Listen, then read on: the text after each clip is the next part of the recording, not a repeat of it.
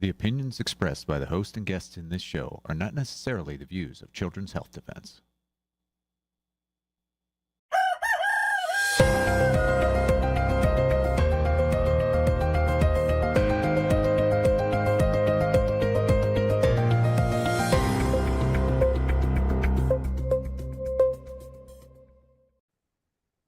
Good morning, America. Good morning, world. Good morning, CHD. Welcome once again. My name is Michael Kane. I am the Director of Advocacy here at Children's Health Defense. Today, we are focusing on Hawaii. They must defend their religious exemption. We have Council Member Felicia Cowden here from Hawaii. She is an extremely remarkable politician who is going to be discussing how the religious exemption is under fire in Hawaii, what can be done about it, what she is doing. After that, we are going to have No Farms, No Food with the great and legendary Dr. Meryl Nass. So Hawaii is critical right now for everybody interested in religious and medical freedom. This is not a local state issue. This has national implications. Remember when Robert F. Kennedy Jr. was getting confirmed at the Senate, it was, in fact, Governor of Hawaii, Governor Josh Green, who came to D.C. and flew in and was lobbying intensely, telling everybody, do not confirm Robert F. Kennedy Jr. to be the Secretary of Health and Human Services. We also had hundreds and hundreds of activists show up at that Senate confirmation hearing. We led a group of over 100 activists out of New York, but there was really thousands of people that were in there flooding the lobbies. And of course, Secretary Kennedy was confirmed. He did go through successfully, but remember, back with the whole scandal around Samoa and measles, going back years, this has been a flashpoint. Josh Green, as an emergency room doctor, had played a role in that as well, too. So what happens in Hawaii? Hawaii's religious exemption is not a localized issue. This is a national issue of national implication for all of us who care about this critical issue. There was just a 5-island tour in Hawaii. One of the main speakers was Dr. Robert Malone. Here on his Substack, he's been covering this. Hawaii, keep vaccines optional. This made the cover of the paper in Kaua'i, actually, as well, too, the island that Felicia Cowden is a council member in. So this tour also had Jimmy Dore, Dr. Ryan Cole, Mickey Willis at the tour. And one of the things they were talking about at the tour was a county ballot initiative. However, that initiative, which is calling to keep vaccines optional and is great in education and spirit for getting the word out there, cannot protect the religious exemption to vaccination because that is on the state level. So it's so important we're activating at our state house. Hawaii for Informed Consent, Children's Health Defense Hawaii, Stands for Health Freedom, put out this little post on Instagram, I believe just yesterday. What really happened? Remember, last session, HB 118 tried to get rid of the religious exemption. It died because of you in Hawaii. It died because of all of the efforts that were put together. Groups like Hawaii for Informed Consent, MAHA, CHD Hawaii, Stands for Health Freedom, put a huge effort in there, and we're going to need a huge effort like that again. As a matter of fact, January 21st is the first day back at the State House, and I just heard activists are going to be there on the first day handing out materials of what the lawmakers need to be educated. So mark that down on your calendars. Be sure to know that. And we're going to be having all updates at hi.childrenshealthdefense.org. We have an action alert from the Hawaii chapter that if you go to hi.childrenshealthdefense.org, you're going to see Hawaii take action to keep your religious exemption. We have all updates there. We're going to have new updated information there coming shortly. Okay, that's a lot. That was a lot. That was a lot to set up before, excuse me, before I bring Felicia on here. I just have two pieces of New York news. A lot of you know I'm a New York guy. I was a special education teacher fired for not getting the COVID shot. Teachers for Choice put out a press release because we were supposed to be reinstated. But New York City's mayor, the office pulls a bait and switch on us where we needed just one rule vote to happen in Albany. Former Mayor Eric Adams did not put that vote. It's a really simple thing at the Civil Service Commission. It's a small formality, but he left office, and now it is up to Mayor Zoran Mamdani to get this into a vote. Zoran Mamdani has publicly spoken against bringing back fired unvaccinated workers, but perhaps our unions could put pressure on him.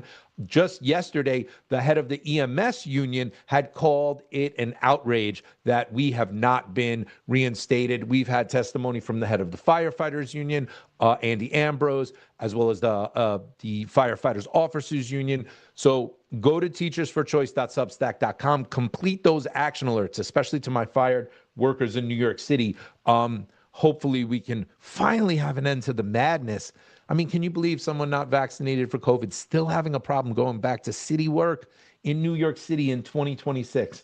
It's an outrage. And then also tonight in New Jersey, myself and legendary activist John Gilmore and Rita Palma are going to be speaking at the Future of Health Freedom. This is a lovely group, the Rockland Bergen Health Freedom Alliance. We go there once a year, usually to talk to that group. Maybe my dear friend Mary Holland is going to be there. I hope so. We shall see. So if you're in the area of New York or New Jersey, maybe even Pennsylvania, if you could get to that, the link will be in the show notes. Try to show up if you can. Okay, great. And with that, now I'm going to bring on my first guest up extremely early in Hawaii, Council Member Felicia Cowden. Felicia, thank you so much for joining us today. Yes, it's an honor to be on your show, on your program, and I want to thank you for raising this issue. It's of quite a bit of concern that we can have a governor basically declare an emergency. We have a medical emergency proclamation, and if you were to look at Hawaii's HRS 127A-13, our emergency statute, it is astounding how strong of power that the governor has. And so, as what we would see, that in this piece that you have right up there, that on it starts with January 30th, the World Health Organization declared a COVID-19 health emergency. And so this is something that should basically be long behind us. And so one of the pieces that he has in here from September 19th, 2025, is this emergency is reactivated because of the Advisory Committee on Immunization Practices deciding not to vaccinate 6-month-old children with the COVID-19 vaccine. So that is... Whoa, wait 1 second. I just want a little clarification on that because we've talked a lot beforehand, but I want to make sure I heard you right. You just said the emergency was reactivated because the federal government has taken away its recommendation for 6-month-olds to get the COVID shot? That's correct. Like when I read it directly to you, it says, whereas on September 19th, 2025, the ACIP voted to recommend COVID-19 vaccinations for individuals age 6 months and older based on individual-based decision-making and requires healthcare providers have discussed about COVID-19 vaccine harms prior to vaccine administration. That's a really, serious piece to go into a medical emergency because they say parents should be involved in deciding if a child could get a COVID-19 shot. And I'm not trying to slam our governor. I've been friends with him for a long time, but Sure. to me, this is just beyond the pale. And we have a challenge with, basically widespread vaccine hesitancy, that came about over COVID-19. And then so like elementary school in my area, I believe they have 43% declaring, religious exemption. And by the way, we haven't had problems at that school, but parents have really started to look deeply at what goes into the vaccines. And so while I realize Secretary Kennedy isn't saying don't get vaccinated, he's saying get engaged and let's make the vaccine safe. And I'm committee chair for public safety and human services. And in the 8 years I've been in office, so this is before COVID, I regularly hear concerns from parents about how their child has been vaccine injured, even as recently as about a month ago, from a 6-month-old child as a result of their 6-month checkup, a premature baby, but losing her hearing as a result of getting vaccinated, having a reaction, and then being given a medication for it. So these aren't rare instances. They don't happen to every child for sure, but it happens to a lot. So it's quite a problem. And so the community is really frightened by what's happening. And I would say that keep vaccinations optional. They did stop asking for a county ballot initiative. And I was really active trying to point out to the group that that's not even on our county charters. We don't cover this issue. So I'm happy that it's going back to the state. I did take HB 1118 and Senate Bill 1237, and I believe I have that number right. I took the bills that basically Governor Josh Green submitted and reaffirmed and codified that parents would have this right. Now, I believe we have 2 different groups in our community that are also putting in bills to the legislature to make sure and keep it safe. And so when we have that, whatever they come up with, whatever the people want, as long as it is protecting parents' rights for having a participation in it, I'm going to support that. But Kaua'i basically punches above our weight. We are lucky enough right in my district to have both the Senate president and the Speaker of the House. So both Senate President Ron Kochi and Speaker of the House, Nadine Nakamura, they're pretty reasonable. They are who submitted these bills for the governor last year. But as you pointed out in the beginning, that almost got through the legislative season in 2025 till it became very evident that it wasn't going to pass the health committee. So it was recommitted to this season to try again and only have to go through one committee. So it would, if people aren't paying attention, it could potentially pass quickly. And this is for all schools, private, parochial, preschool, public. So that is a real big taking of parents' rights on. Felicia, I'm in New York in 2019. They took that right away from us. All schools, private, parochial, public. We don't have it. In Hawaii, the bill, I believe we have it, is SB 1437. I believe that's the number. Lou, let's put that up here. 1437 would get rid of non-medical exemptions in your state. That would be the religious exemption. Now, you just said the Speaker of the House and the head of the Senate are in your district, so you guys share voters together. That's correct. Right? And this is an election year as well, too, in Hawaii. Yes, and both of them are in those positions because they are intelligent and careful, and so I'm really hoping that they look at my urgent letters. And you mentioned Informed Consent Action Network. What is the case, I would say last year, Aaron Siri from the Informed Consent Action Network had Hawaii locked and loaded and ready for litigation if these rights were taken away. And I feel very confident that that's going to happen again. And when we look at our population here in Hawaii, we have a huge amount of childhood and young adult, even, up to what I'm guessing is your age, Michael, chronic disease. And so when we have a third of our kids are obese to the point that it causes hospitalization, while I really honor and respect the challenge for people with their concerns of infectious diseases, the chronic disease is overwhelming. And the amount of money that we spent, like right from the Department of Health's data safety warehouse area, it talks about $9 billion of expenses just for caring for our people that are disabled. That's a lot in budget. That's an annual amount.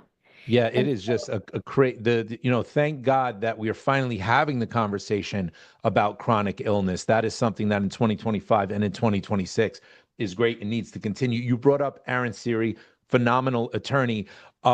He recently had a case called Miller v. McDonald in New York. I know it very well, about Amish school children in their own school where they're getting fined every day because there's no vaccine requirements there on their own private property in their own private school. The Supreme Court granted cert to the case, and they overturned the lower court who ruled against him. This has caused Children's Health Defense to look at the landscape and launch our own lawsuit called Children's Health Defense versus McDonald that might speed up the timetable of all of these issues. So if Hawaii were to repeal the religious exemption right now in this climate, they're not sitting on firm legal ground in multiple areas, including in the federal judicial branch all the way up to the Supreme Court. I don't know if you want to comment on that at all. Well, I think that's correct. And there are plenty of vaccine injury stories. It's not like it doesn't happen a decent amount of time. And what, happened across the nation is that, according to the Vaccine Adverse Event Reporting System, just a phenomenal surge with the COVID-19 vaccine. So while there has been a soft impact across the nation, prior to that, it really put it into acute awareness. And so for a 6-month-old child who would really easily manage right through that illness, it doesn't make sense to be, really potentially forcing this on families and kids. And so there are plenty of people who definitely feel that they've been injured and that they are prepared and ready to go to court. So I don't think I can afford that. Yeah, and I think what happened during COVID just changed the entire narrative. It's why we see a Secretary Kennedy in DC, is because people realized, oh my God, what's going on here? Are we getting the right information? Speaking of the legal landscape, there is an organization that you are a part of. I believe it's called NACO. I think the National Association of County legislatures. I'm sorry. This is now National Association of Counties, and so it is like they'll call us commissioners, council members, uh, um, I'm forgetting the other word, supervisors. There's a number of different terms that we have, judges, but there's 3,069 counties across the nation, and so it's a very strong group. And so, for example, in our legislative event coming up in late February, that happens in Washington, D.C., and typically the President of the United States is there, as well as his cabinet. And my hope is that they really, with the Health and Human Services, show up to help the discussion. Because what's really nice with NACO is that whether it's a red state or a blue state, we all have the same problems: homelessness, health challenges, lack of supplemental nutrition for a SNAP. I'm trying to nutrition assistance program is what's called, supplemental nutrition assistance program. We all have the same problems, so we come together and we work pretty well. Now there's a lot of division because the vaccination topic has been politicized. But what I'm hoping is that we are able to have conversation both there and especially next summer in Louisiana. It happens that the deputy director, Ralph Abraham, is from Louisiana. It will be in New Orleans. So there'll be 2 events that will really focus on this. And so I'm on the Human Services and Education Steering Committee. There is also the Health Policy Steering Committee, and both of them are looking at interim resolutions and a full resolution this summer for ensuring that parents continue to have their First Amendment rights. If we are not allowed to decide what goes in our bodies and go in our children, we're not livestock, and it's not a one-size-fits-all situation. So we can have a premature baby, a low birth weight baby, which was the case with my younger child who had a reaction within 15 seconds. So when parents come to me and tell me their problems, I believe them because I've been there and watched it, with one of the most precious things in my life. And we really have a considerable number of people who have these challenges. And you just mentioned this Keep Vaccination Optional group that came through. And I did go to 2 events, and especially here on Kauai, where I looked across the room, and it was a number of different demographics. It was, as people have pointed out, a little bit older than the young families, but the young families with children who are injured, it's very difficult for them to show up for an evening event. But that room was overfilled. And Mickey Wallace, who is a filmmaker, asked the room, how many people know somebody who's either died or been injured by a vaccine? And about 80% of the room raised their hand. And I was unsurprised because it's a small community. And I knew so many people in there were the very people who have been calling me with challenges. So that includes COVID. Yeah. So, Felicia, just to go back to what you brought up about NACO, National Association of Counties, it sounds like there will be this resolution presented in D.C. and then again in New Orleans. Is this a resolution you're putting forward, or is other people putting this forward? I'm putting this forward, so I don't yet know for a fact that it'll be there. We are in the process. The deadline is January 20th from memory for all the resolutions to go in. So then we look at what all those are. And then in February, we look and we decide which ones we are going to grab. And so I imagine that there will be a number. And so there could be other people, other counties that are putting things forward, and we sit together and we determine which ones we want to move forward. But I've been encouraged by NACO to be prepared for both February and this summer. That'll be in July, because there are many health resolutions that are coming forward. We're having a sea change, and it's not just because we have Secretary Kennedy, though I think it is powerful that we have him. So many parents are ready to go. And when I was mentioning about the event on Kauai, I had so many people thank me afterwards. People are afraid. That's the thing that's really important to realize is it takes courage for retribution, job loss, ridicule, all kinds of problems for people to stand up. And so while we had a spillover crowd, there are many more people than are able to come forward to deal with these challenges when they have an opportunity. But I can tell that this is something that is vibrant across the nation, and the time has come. And I'm so thankful to organizations like Children's Health Defense and I Can Decide.org and you mentioned it. It's Say Your G's. Stands for Health Freedom. Stands for Health Freedom. There's 3 national organizations that really have all been raising their hand to help Hawaii, because we are another state. The West Virginia and New York, and then recently Mississippi, have all been high points. And I want to point out to the community, there's only 5 states that don't allow religious exemption as committed by the Constitution, the U.S. Constitution. So hopefully Hawaii will leave that group, so will New York. And if it does go to the Supreme Court, it's going to be the whole nation. It's going to, again, recognize the First Amendment rights and that parents have the primary responsibility of decision-making for their children. Well, Felicia, that has been determined by the Supreme Court in a case called Mahmoud v. Taylor. That's the case where they said parental rights are supreme when dealing with your kids, even if they're in a school. and especially when they are religious rights. And that was the case that was referenced when they sent Miller v. McDonald, the Aaron Siri case for Amish students, back and overturned and voided that ruling.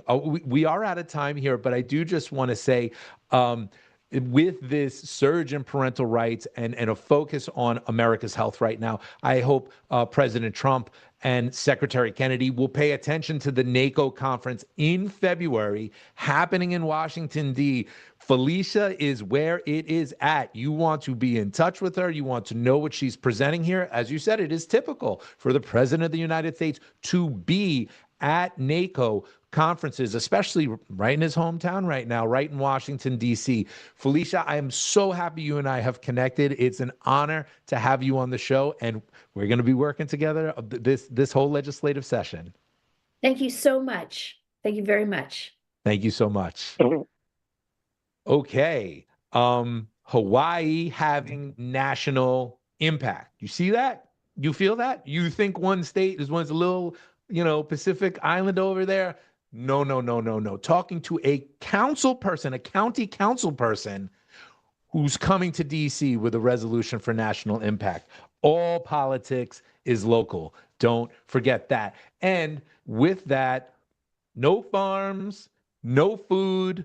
Who is it other than the great Dr. Meryl Nass? Let's bring it in.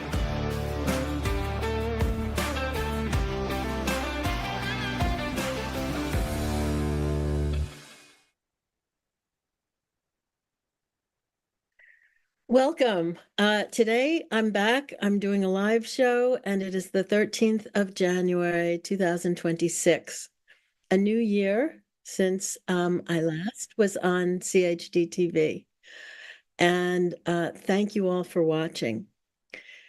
Today, what I wanted to do was to basically give you a slideshow that I put together at the end of 2025, which I think is the most important show that I've done all year. And it's about food, it's about farming, it's about finance, government rules that create the farming system and the food system that we have, and what we can do to make it all better. Save Our Food and Farms is a project of Door to Freedom, which is the organization I founded several years ago. And because we think the issue of food and farming is so critical for every American, we have moved our main focus to that.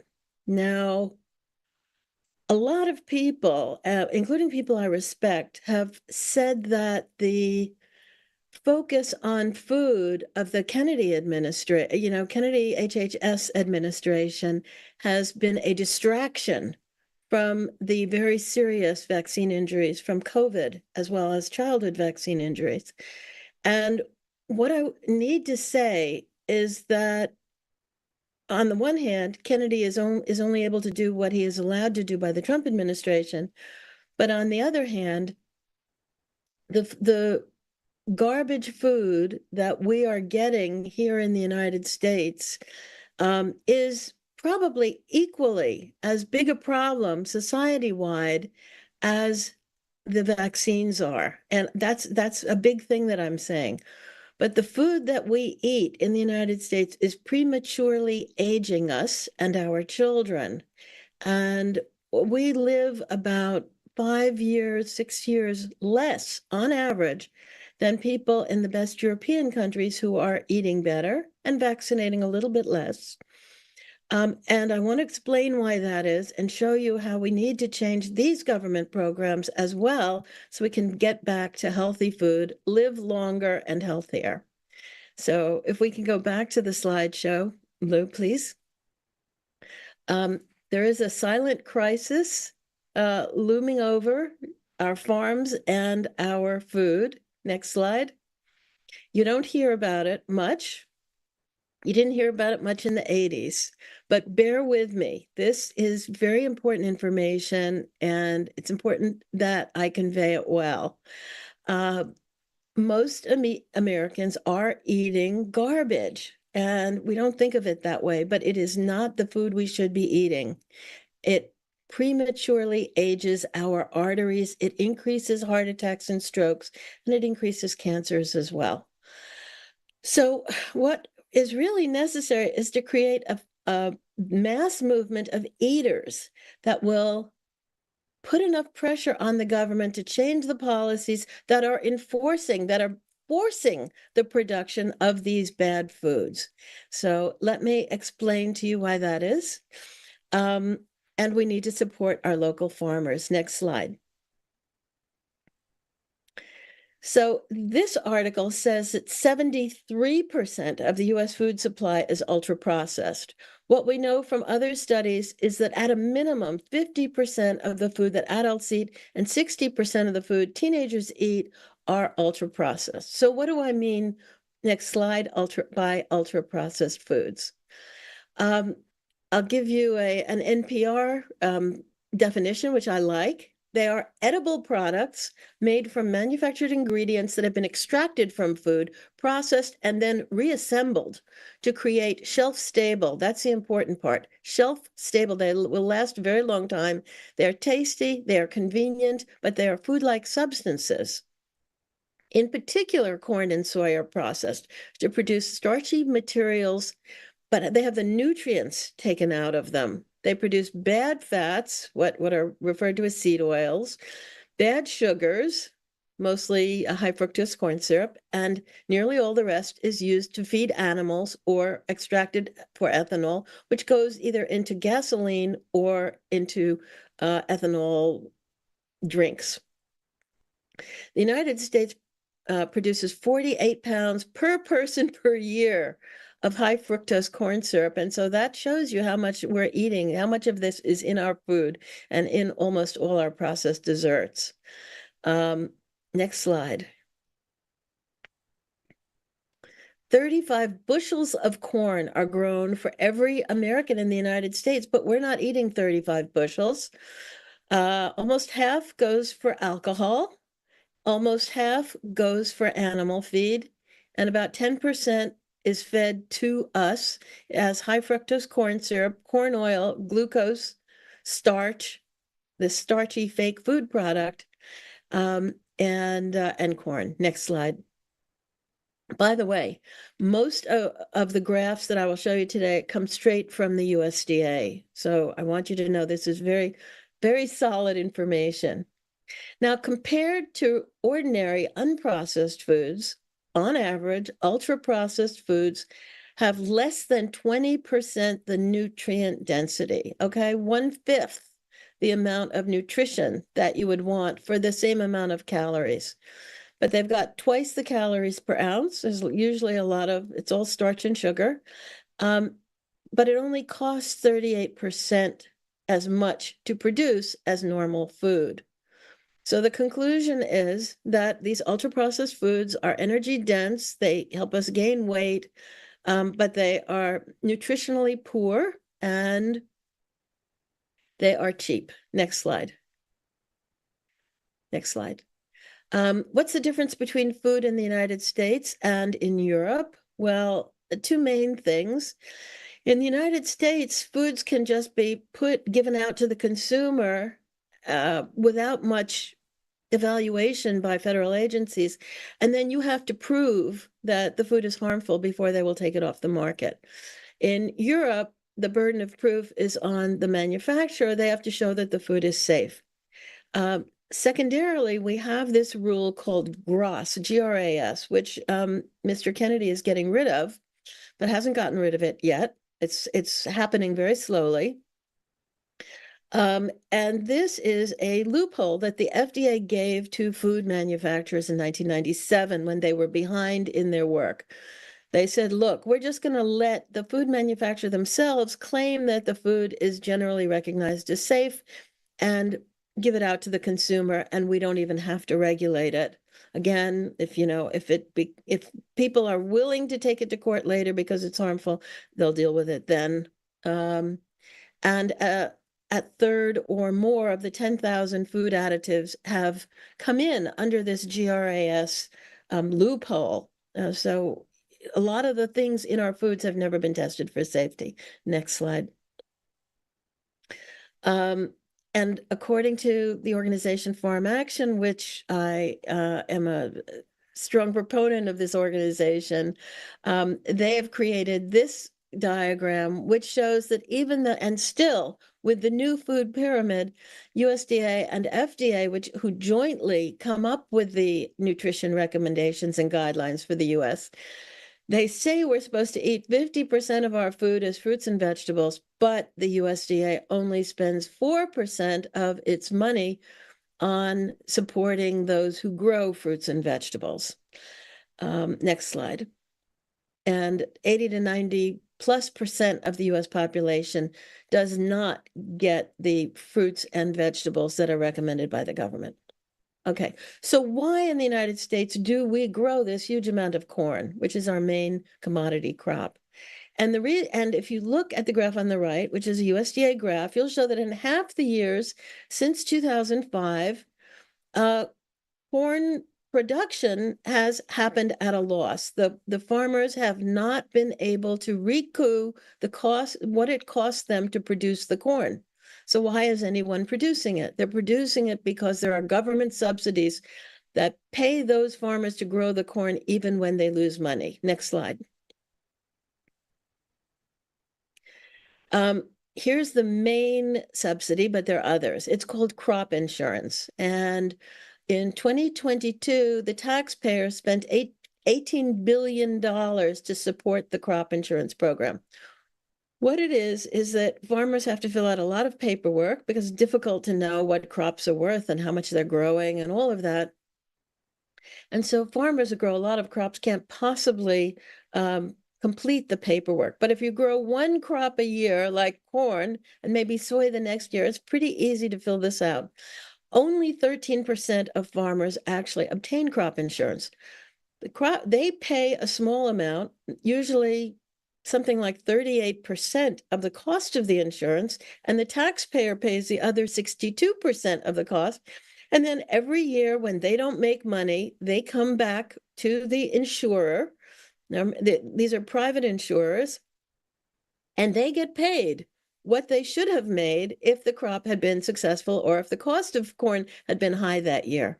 So the large farmer, the 13% of them who actually are able to obtain crop insurance, make out whether the prices are down, whether the prices are high, whether there's a flood or a drought, they win. They make money every year as long as they grow a simple crop like corn or soy. Next slide. And by the way, this crop insurance is costing every American $50 in taxes. Now, okay, so we're eating all of this ultra-processed food, which comes from primarily corn and soy, and some wheat and rice.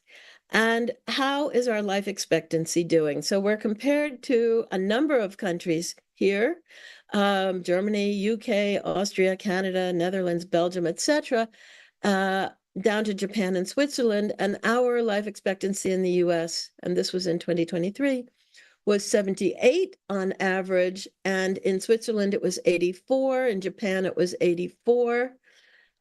We were almost 6 years behind them in average life expectancy, yet we were paying the most in healthcare costs, over $13,000 in 2023 and about $15,000 in 2025 per person per year in healthcare costs for the worst outcomes in the wealthy Western countries. Next slide. If we go back about 20-25 years, we can see that US childhood obesity rates increased by over 1/3 in just a bit over, actually in 20 years. And it didn't matter what demographic you were in, how old you were, whether you were Black, white, Hispanic, everybody's rate of obesity and diabetes went up. The Asians went up the least. Next slide. If you go back longer, all the way back to the 1960s and 70s, you will see that since then, childhood obesity has skyrocketed, jumped from 4% of children to over 20% of children who are obese. And of course, the rate of diabetes in children has at least doubled. Next slide. If you look at the world's 5 or 10 largest food companies, you'll find that the top 5 make only junk food. Coke and Pepsi are among those 2 of the top 5. The rest make snack foods primarily or beer. And Dannon is number 10. Tyson is number 9. So these are the companies that are, Dannon, okay, they make yogurt, but they put an awful lot of sugar in it, or maybe it's high fructose corn syrup. They're not trying to help us be healthier, and they are the most profitable and largest companies. Next slide. And what those companies have done is to basically take control of the organizations that advise the United Nations, the World Health Organization, and national governments on what is good for health. So we've got the fox guarding the hen house, and they are influencing food policies around the world. Next slide. Meantime, what's happening to the farmers? This is a USDA slide. There are actually 3 sets of columns here. The first one you can barely see because the lines are negative. And what this is telling us is that median farm income, we have 1.88 million farms in the United States. Median farm income, that's half were above and half were below, was actually negative for each of the last 5 years. This is according to USDA. The only reason they survive is because at least one person works outside of the farm to bring in income and keep things going. So if you add in the outside income from the farms, then you see that farm families earned on average $90,000 over the last 5 years. And then if you add in the farm subsidies and any other income they may have, you get up to an average income for farm families of $109,000. But the first column is the important one. From their farm income alone, they have lost money each of the last 5 years. Now, how does anyone keep working when you are making a negative income for 5 years in a row? Next slide.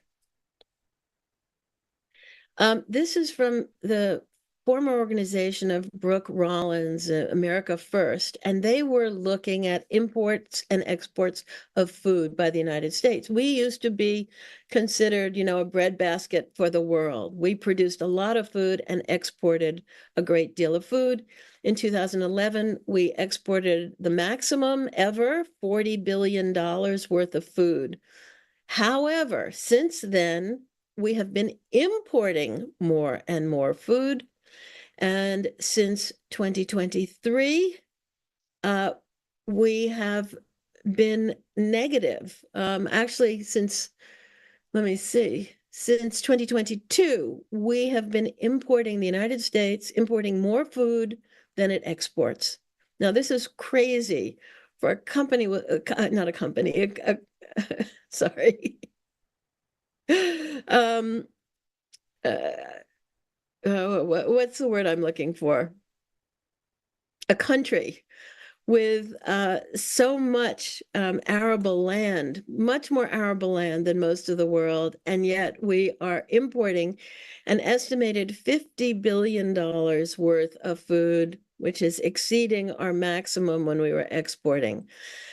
So why is this happening? Because farmers are farming less because they can't make any money. Next slide. One reason they can't, one contributor to why they can't make any money is because they have to buy a lot of things and the price in order to grow crops and grow animals, and the cost of those things has been rising much higher than inflation. So the seeds, fertilizer, tractors, pesticides, etc., labor, have gone up about 35% over 5 years since 2020. And since 2017, according to USDA, the United States has lost, on average, 63 farms every single day. 63 farms are going bankrupt, are going under, are selling out every single day for the last 7 years. Next slide. About 60,000 farms altogether. And an agricultural lender warns that finances, that means farmers can't borrow money anymore. They've been borrowing money to try to keep going. And now farmers have been designated as high risk borrowers, even though traditionally they've always been extremely low risk. And so they are being, banks either won't lend to them or are asking for very high interest rates. And this has, as I said, has been going on for 5 years. Next slide. Monsanto, this diagram is from 2008, believe it or not, and Monsanto had already gobbled up all these other seed companies by 2008. So since it developed GMO crops that were Roundup ready, or had other features, in the mid-1990s, controlling the seed market became very important. And Monsanto, which is now owned by Bayer, came up with a business model where they would tie farmers to both buying their seeds and their pesticides together, and they would have to sign contracts, and farmers would have no recourse. If they didn't want to buy it, they still had to buy it because they'd signed contracts. And right now, there are only 3 major seed companies in the world. Next slide. As I said, we're importing a lot of food. Part of the reason is because there were no tariffs at all on food with NAFTA first, which started over 30 years ago, and then the Mexico-Canada-US trade agreement, which just started a year or 2 ago. And so as a result, you could bring in food from Mexico with no tariff, and yet it cost much less to produce because wages in Mexico are only a small fraction, about 12% of what wages are in the United States for farm workers. And so you can see back in 1980, we were only importing about 8% of our vegetables and about 29% of our fruits. And now we are importing 35% of vegetables and 60% of our fruits. And that is not only from Mexico, but around the world. Next slide. Ranchers used to be able to live well. They were able to keep 70% of the price that you paid at the grocery store, but now they are only getting 30% because the middlemen are taking the rest. And this has led to ranchers and farmers reducing their herds of cows, sheep, goats, pork. The USDA has imposed rules allegedly to keep meat safe so that we only buy safe meat. And so farmers are not allowed to sell directly to the public or to restaurants. They must have their animals slaughtered in a facility that has USDA inspectors present whenever any slaughtering goes on. So the animals are inspected supposedly by USDA inspectors before and after they're slaughtered. However, there are slaughterhouses that process over 5,000 cows per day in the West. And there's no way every animal can be inspected when you're dealing with that many cows that are being slaughtered. But in any event, under the guise of protecting us from bad meat, farmers have to ship their animals, often hundreds and hundreds of miles out of state, often, to get them killed in a USDA inspected facility so that they can actually be sold. Right now, if a farmer slaughters his own animal, he can give away cuts of meat, he can use them himself, but that's it. There are also small, what are called custom slaughterhouses that are allowed to slaughter, but again, can only give those cuts back to the farmer, cannot sell that meat. Next slide. So here's what happened. As a result of these rules, monopolies formed. And this is not the first time in US history monopolies are being formed. They've formed over and over again until the government finally says enough is enough, and breaks them up. We have had laws in the United States starting in the late 1800s to prevent the formation of monopolies. Why are monopolies bad? Because they can control markets.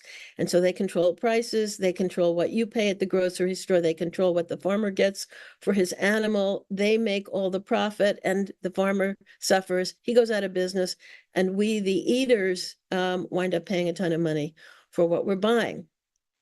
But it's not only monopolies we have to worry about, it's near monopolies. So economists have said, look, when 4 or fewer companies control at least 60% of a market, we're talking about a national market, they have basically the same power as a single company monopoly.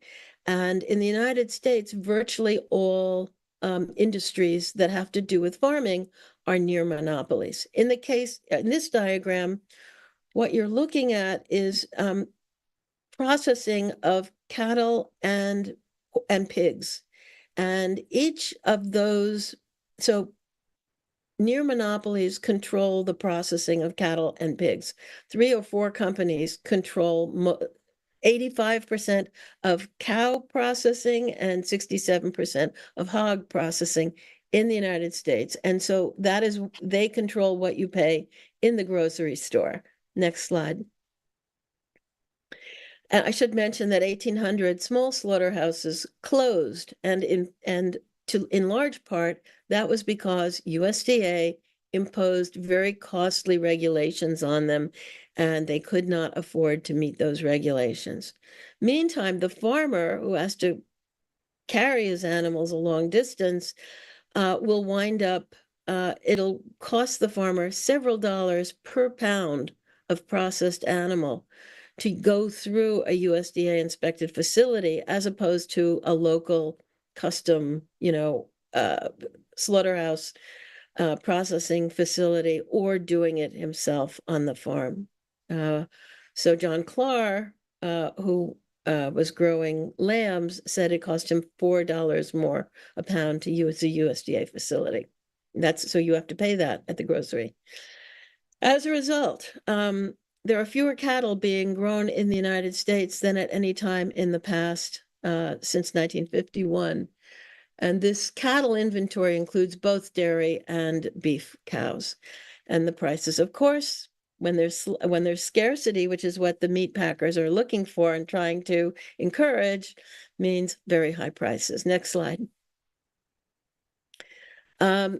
So all of this monopolization occurred by 2015.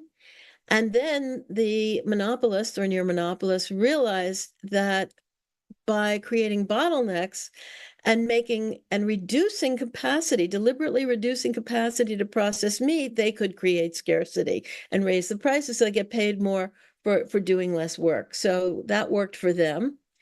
And it's been documented here by the USDA that the spread between what the rancher is paid for his cattle and what you pay at the grocery store, that spread increased dramatically. Next slide.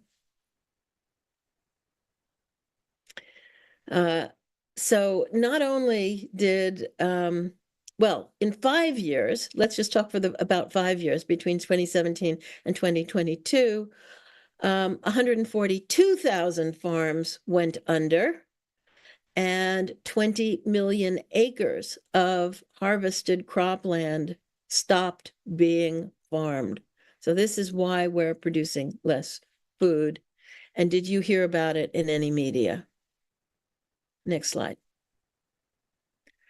We're going to run out of family farms soon because even though they produce 87% of the food and comprise 98% of all our farms, because they can't make any money, the young people are moving on to other better paying occupations. The average age of farmers is at least 58. Some people think it's over 60.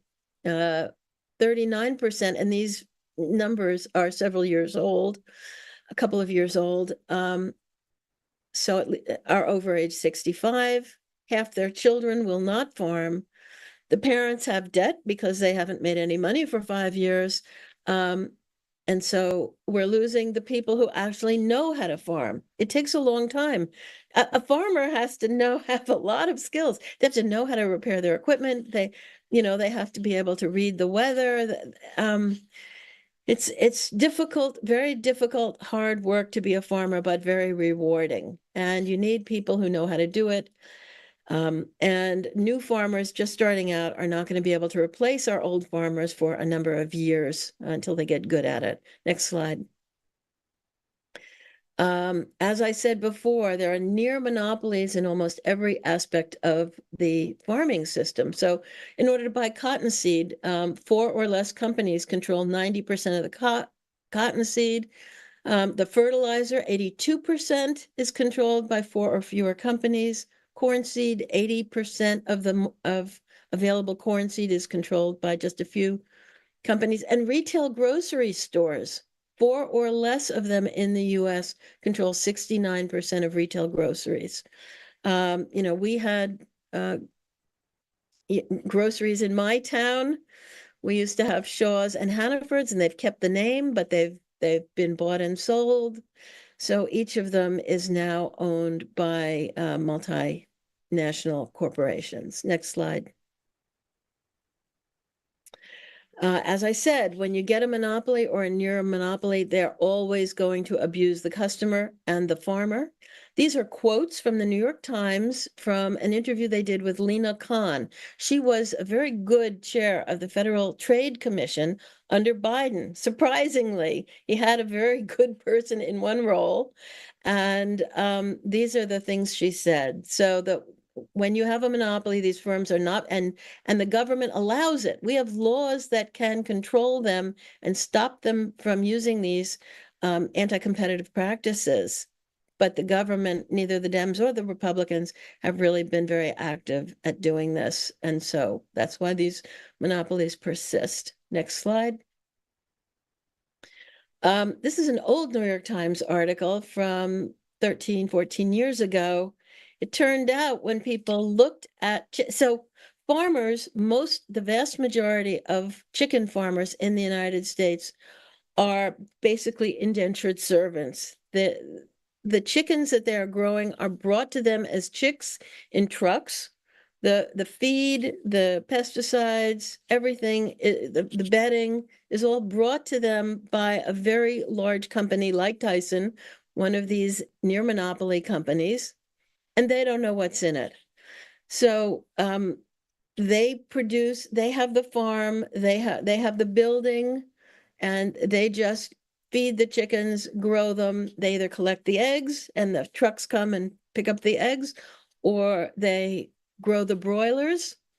And it turns out when somebody analyzed the chicken feathers, that these chickens were being fed arsenic, Benadryl, Tylenol, caffeine, Prozac in some chickens that had come from China, and banned antibiotics. So you don't really know, and the farmer doesn't know. I had a patient who became very ill from the chemicals that he was using because he was an indentured servant. He had contracted with a big company using the products they gave him, and he became very ill as a result. Next slide. And we're eating it. Now, we know people want better food. This is a USDA slide that shows interest in organic milk has increased over 80% in just 13 years. However, who's providing the milk? We now have near monopolies providing organic milk, and you can see the number of actual dairy farms has not increased very much to provide this organic milk. Next slide. Let's talk about how globalism fits into all of this. So here's Tedros at the WHO telling us food systems are harming the health of both people and our planet. They're contributing to agriculture contributes to over 30% of greenhouse gas emissions. And agriculture accounts for almost 1/3 of the global burden of disease, whatever that means. Yeah, but except we have to eat. So yes, we do get diseases from food like diabetes, maybe other things, alcoholism, but we still have to eat. But of course, he says we have to therefore transform food systems. It's essential, but of course, nobody has proven that his food system is the way to go. Next slide. So are the globalists really trying to come after our food? And I've come up with 11 examples of things we should think about, because I think they really are based on what I see around us. So there are World Trade Organization is, a UN, one of these over 30 organizations that are UN spin-offs, and it prohibits countries from storing large amounts of grain for famines, which they traditionally did, because you can also unload grain on the market to affect prices. And so that was the excuse that the World Trade Organization used. And so we have had more famines in Africa because of this prohibition on grain storage. Of course, the Green Revolution, with its use of chemicals, has led to less healthy food production, which means we are less healthy. Reducing the number of cows, pigs, sheep, goats, and bison because they burp methane and release nitrogen has led to actually at least these 4 nations trying to reduce the number of livestock grown in their countries. There is also a major effort. We don't see it as much in the US, but it was moving under the Biden administration and has been halted to a degree under the Trump administration, which was an attempt to return land to nature and protect biodiversity, and pay farmers to use certain conservation practices rather than growing on the land. And again, this is going on. It's very big in Europe, and certain parts of the rest of the world is an actual effort to reduce the land available for farming. There has been an effort to reduce inputs like fertilizer during COVID. Suddenly, one of the national train companies said they didn't have enough trains, or they didn't have enough tracks, and they would not be able to carry and convey much of the fertilizer that they normally would ship around the country. So farmers were limited in fertilizer that year. A lot of fertilizer came from Ukraine. That export has been cut down. In Sri Lanka, the government decided that they could claim they were doing something green. They forced the farmers to suddenly become quote unquote organic. They would not import fertilizers, and yields went down by 50%. The farmers and the prices of food went up dramatically. There was starvation.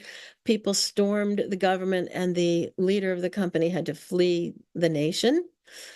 So that was the end of that enforced organic farming. Tedros and others claim that factory food has a smaller carbon footprint, but we don't really know for sure whether that is true. And some good news is that the largest bug manufacturing company in France just went out of business last week. So people have not been able to, they haven't been able to convince most people in the world that eating bugs is a good thing. This use of regulation to put the little guy out of business has been going on forever, but it's definitely been obvious in the farming industries where electronic so cattle always had to have visible ear tags placed on their ears, but now they're told in order to cross state lines, they have to be, and they're usually sold across state lines. They have to be electronic. They have to have equipment to read the electronic tags, etc. We've been told that they don't have enough USDA inspectors to get rid of these bottlenecks in meat processing. If we could go back to that slide, please. And the FDA has been used along with state health departments to try and prevent the sale of raw dairy products, even though there is very little evidence that they make people sick or seriously sick. Once in a while, sure, they will carry bacteria or viruses that may cause illness, but they also carry a lot of very important healthful substances that are destroyed by pasteurization. And then this whole crazy idea of One Health was to be used, according to One Health documents that I unearthed, to impose international standards of food production on third world countries. So, of course, they wouldn't be able to meet them, and this would reduce the amount of food they could export. We don't know whether geoengineering is deliberately being used to decrease food production, but we do suspect it is polluting soil. It is also causing rain to fall in some places and droughts to be caused. And we have suspicions that some of that is intended to reduce food production. And then we have all the fake foods coming up whose nutritional value and overall, whether long-term they will increase or decrease your life expectancy is a big open question. And you shouldn't put those foods on the market when you don't know if they're going to harm people. Next slide. Okay, so the UN and the World Economic Forum partnered to accelerate the Sustainable Development Goals. Next slide. And among those goals is this one, to renovate and reinvent the food system. This is a diagram from the World Economic Forum. Next slide. What are they actually saying? They tell you what they want to do. In the beginning, they're just going to make incremental changes to recipes and packaging that will gradually impact public health. So they don't scare you to death in the beginning, but then they want to reinvent the food system. And that means systemic industry level changes to production, distribution, and consumption. It will impact the so-called mutual advancement of human and environmental health. Again, the environment now is equally as important as people, and we're supposed to accept that, except somebody else who we don't really trust, at the World Economic Forum is deciding what's good for environmental health. The scale of change is akin to the energy transition. So they want to make us eat fake food. And are we going to do it? Next slide. This diagram on the right is from this article in Animal Frontiers Journal. These are all of the existing then factories that grew or processed insects for food. And you can see there are a lot of them, and your tax dollars paid a lot of money to get them going. Next slide. The Lancet, which has been untrustworthy in many different ways. They published a lot of nonsense during the COVID pandemic, including the article the fake article based on data that didn't exist that said hydroxychloroquine was causing deaths rather than saving people's lives from COVID. The Lancet has had the EAT Commission, and they claim that if we change the food system completely, $5 to $10 trillion in annual benefits would be gained. They don't say who's going to gain that money. Next slide. And back in September, that same EATS Commission published a new report telling us this was the healthy food.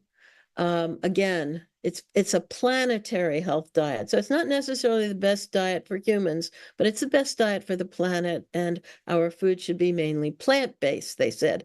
So knowing that the bugs were going out of style, they have now moved, telling us that most of our calories should be carbohydrates from plants. We get 30 calories a day of beef, 60 calories from chicken or other poultry, and we can have 40 calories from fish. So very small amounts of protein, mainly carbohydrate, and probably seed oils. Next slide. DARPA wants to figure out how to turn waste into food. Obviously, we don't want that. Next slide. This is my last slide. So what have I told you? I've told you that we have a system that rewards farmers for growing the wrong substances, mainly soy and corn. And those substances are then used to provide fake foods, ultra-processed foods that make us sick, give us diabetes and obesity, and reduce our life expectancy. And that farmers who are growing food the old-fashioned way, growing many different crops, don't have access to these ridiculously high subsidies that the government provides for those who go along with its corn-soy program. What we need right now to save farmers is they're desperate for money. They're having trouble borrowing. They're having trouble saving their farms. As I said, over 7 years, 63 a day have gone out of business. We do need financing for them somehow. The monopolies, which are squeezing the farmers and raising the prices of food and are happy to sell us junk foods, that includes the grocery stores. The monopolies are, if we could rein in all the agricultural and food monopolies and get back to competition, things would be much, much better. And all we would need to ask is for the government to actually enforce its own laws. We have antitrust laws that it should be enforcing, but isn't. There is also legislation out there that could expand our access to local livestock. It would be cheaper. The farmers and ranchers would earn more. We would get higher quality meat. We would know where it came from. Right now, a lot of the meat, over 20% of ground beef is imported. We don't know where it comes from. We don't know how it's been processed. So Congressman Massey's Prime Act, and he has over 40 co-sponsors, would allow these small custom slaughterhouses to sell meat within the state. Right now, they can only give it away, give it back to the farmer. That's a good thing. However, Trump has come out against Massey, and that's a problem. Another bill that just got passed at the state level in New Hampshire, only by the House, not by the Senate yet, is an act because New Hampshire has only 4 USDA-approved processing facilities for cattle, hogs, goats, and sheep. They don't have enough processing facility for all the farmers.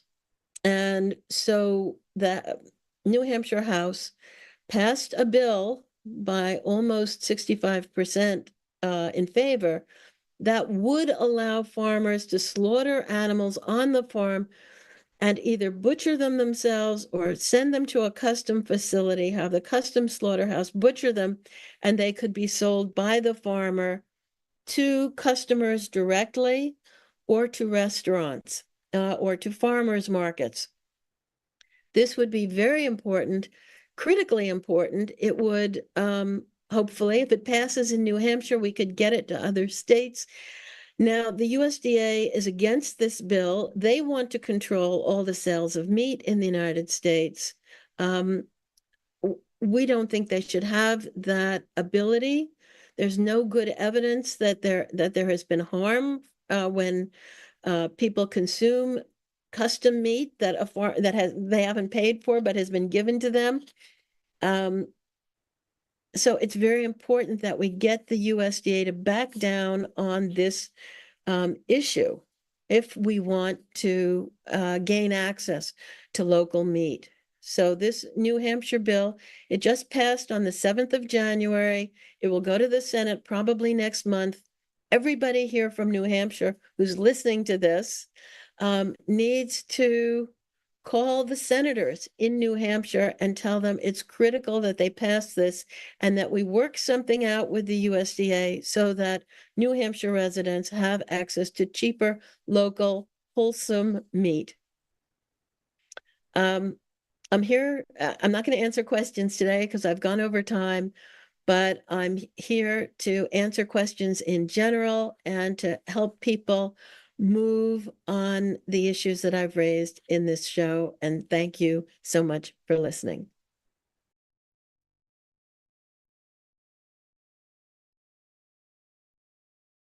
Hi, I'm Amy Minton, and this is my son, Leo Smith. How old are you, Leo? 16. 16 years old. And this is a story about you, right? Mm-hmm. Okay, so, Mum, do you want to tell us what happened? When Leo was 18 months old, he had a vaccine reaction to his DTaP and Hep A vaccines that he received. Hep A? Hep A. And he was hospitalized several times during like a 8-week period where he had seizures, he had hives and welts all over his body. He ended up getting diagnosed with serum sickness as a result of the vaccines. The immunologist said it was the DTaP most likely, but because of all the different ingredients in the vaccines, no one could tell me which component of the vaccine actually gave him the allergic reaction. So during that time, I was asked constantly if he had had previous injuries, and I didn't pay any attention to that because I dutifully took him in to get his shots for all his well baby visits, and I never paid attention to that. But when I kept being asked that question, I cross-referenced unexpected doctor visits and emergency room visits with his well baby visits, and it was discovered that within 24 to 48 hours of his first Hep B vaccine, he had a breakout, and then the polio vaccine at 12 months, he ended up in the hospital in the emergency room for about a week and a half or so because he kept having explosive diarrhea and just gastrointestinal issues, and he was just ill. So the immunologist said that those were most likely reactions to the vaccines as well, because they matched the adverse events that were listed on those particular inserts. So ultimately, he ended up getting seen by 10 different specialists at here in San Diego, and like I said, they determined that he had a serum sickness. And the immunologist had told me to not vaccinate him anymore because I guess there were tiers of reactions, and he was, she said that the tier he was in was the one below fatal. So she was afraid that if he was vaccinated again, that he could die. So I stopped vaccinating him at that point. He later developed tics, and he was diagnosed with OCD and Tourette's syndrome and autism. And I filed a claim with the NBICP, and he was awarded in 2012 with compensation for the adverse reactions. Did they say that it was because of the vaccines? Well, they say it in a way that kind of, I guess they don't admit it. They say that they're making a settlement, but not admitting to it being caused by the vaccines. So I actually have it, the way that they worded it. It's very, basically just, we're just going to settle this. We're not saying that it was a result of the vaccine, but it's a compromise, basically. So, the VICP is kind of set up like a workman's comp type of system. So he matched whatever the table of injuries were for serum sickness, and then that's what they awarded him from. So I'm not sure exactly where it's at, but I have the stipulation here. It's basically awarding him the. Yeah. So yeah, they didn't acknowledge that his autism was caused by the vaccine. They only acknowledged the autoimmune response that he had, the serum sickness, and since then, he's had a lot of different medical diagnoses. Like I said, he had the OCD, the Tourette's, the PANS came up eventually, and he's got learning disabilities. He doesn't go to a regular school because there's so much difficulty with him learning that he goes to a private setting right now. And they don't demand he has any more. He's had no more vaccinations, right? He's had no more, and he can't. No. Yeah, he can't have any more. As far as, the immunologist said too that he shouldn't have any more because the next reaction could be fatal for him. Absolutely. Yeah. So what's your advice to the young parent? I would say to research everything. I trusted the doctors as being, the authority on health and whatnot, and it ended up giving my son a disability for life. So I would say to research the ingredients in vaccines, research, I think that the stories that parents are telling, we don't come out and share our experience for any other reason except to prevent it from happening to other kids, because it's too late for mine. I can't take back my decision to vaccinate him. And so, and I carry that guilt with me, and I know that a lot of other families do the same. They feel very guilty for not looking into the vaccines before giving it to their children. So if nothing else, I hope that the stories that are being shared will prevent this from happening to other children. Do you want to say anything?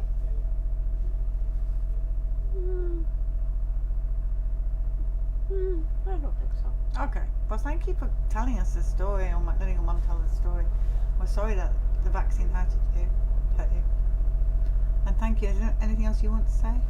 No, I think that's it. No, you did it really well. Thank you. Thank you. Thank you.